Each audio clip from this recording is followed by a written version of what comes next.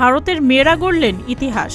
দক্ষিণ আফ্রিকাকে উড়িয়ে দিয়ে টানা দ্বিতীয়বারের মতো নারী অনূর্ধ্ব ১৯ টি-২০ বিশ্বকাপের শিরোপা জিতেছে ভারত।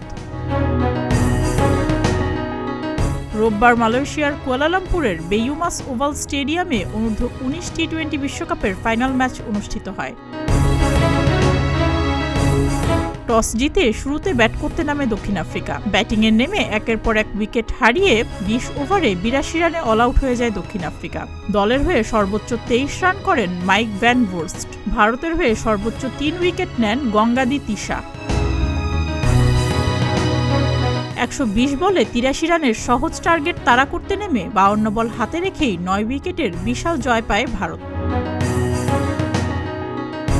৩৩ বলে ৮টি বাউন্ডারিতে অনবদ্য ৪৪ রানের ইনিংস খেলে ম্যান অব দ্য ম্যাচ হন গঙ্গাদি তিশা। ৩০৯ রান আর ৯ উইকেট শিকার করে টুর্নামেন্ট সেরার পুরস্কারটাও জিতে নিয়েছেন তিনি। এবারের বিশ্বকাপের সব কয়টি ম্যাচই জিতেছে ভারতের নারী দল। সুস্মিতা, প্রতিদিনের বাংলাদেশ।